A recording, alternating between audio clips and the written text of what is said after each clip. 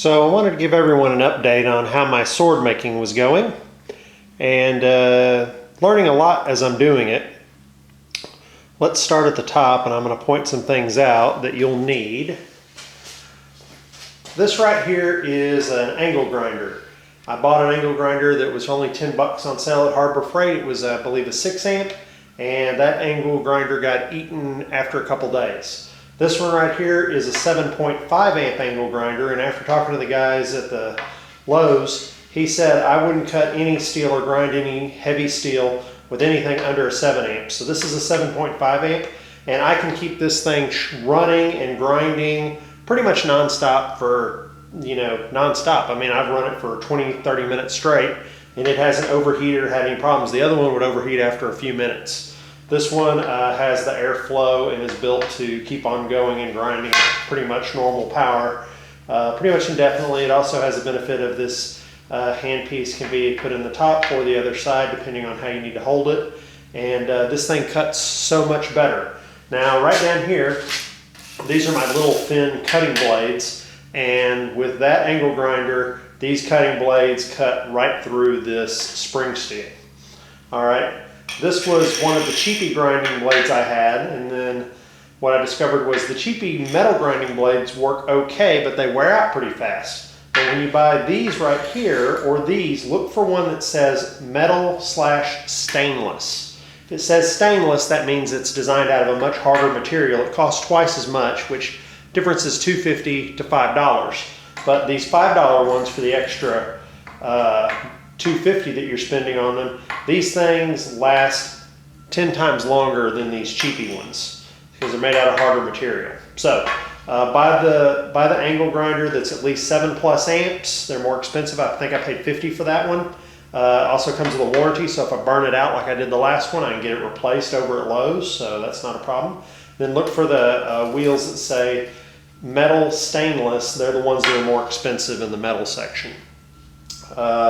Also, when using an angle grinder, they're very noisy, so use earmuffs, and they throw, you see all this black dust on the ground around here? They throw off metal dust that you'll breathe in, so you have to wear a respirator, not a painter's mask. You have to get a gas mask or a respirator to keep this crap out of your lungs. I breathed some of this in by accident, and it's no good. Plus, you have to have on eye protection, because if you throw sparks into your eyes, it really sucks because this thing just throws sparks continuously. Okay, so next thing that I did was I pretty much took one of these pieces of leaf springs off a vehicle, and I had to separate them all out. I did that, and then what I did is I cut them clean in half with the angle grinder with the cutting wheel. Okay, so once I cut it in half, I got two pieces just like this one right here.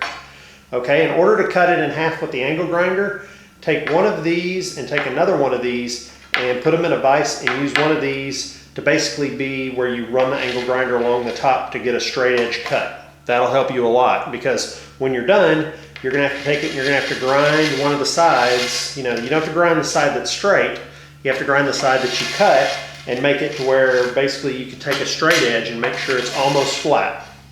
Now, on this one, didn't have the edge completely straight, but I thought, I'm gonna grind it down, no big deal. Well, turned out it was a big deal. It took a lot of extra work to grind it out and make the blade almost uniform, and it's still not uniform. It's got a curve right there where I didn't have the edge flat. So I learned from my mistake. Next one I'm gonna do is I'm gonna use the straight edge that already exists, and if there's a little divot or dent in the back of the top side of the blade, I don't give a crap.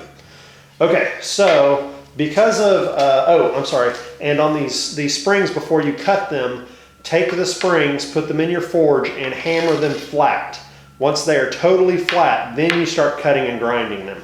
Okay, don't do it beforehand. Don't think, I'll figure it out. No, make them flat, then cut them, then grind them into a sword. Then you're gonna have to re-temper them after you grind them into the sword. But step one is pretty much flattening the spring steel, and then you cut it and grind it afterwards. Okay. I got the wooden boken here just to give you an idea of size of scale.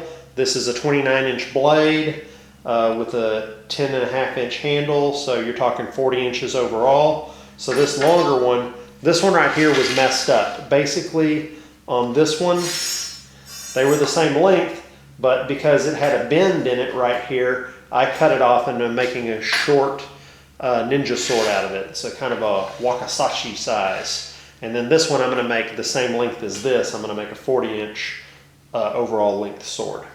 So that's basically what I'm working on here. Again, angle grinder, wheels that say that they cut metal and stainless steel. Look for the word stainless on them. Ear protection, eye protection, and a respirator is needed for the angle grinder. You're going to have a forge like I have in the earlier videos, or maybe in this video I showed my forge. And you're going to have to bang these out flat, and then you can grind them into the sword you want. I've decided to make ninja swords because ninja swords are straight and not curved, because making that piece of steel curved would take a super long time and it would not be uniform. I couldn't, you know, unless I had an actual access to a real blacksmithing forge, I'm not going to be able to make a samurai sword. But I can make a straight ninja sword out of this. And right here, this piece of steel right here is 4.5 pounds right now. 4.5 pounds. So when I'm done with the grinding and cutting a blade into it, we're going to reweigh it and see what weight I knocked the blade down to. But I'm starting at 4.5 pounds, and we're going to go work our way down from there. So look forward to showing you the next video.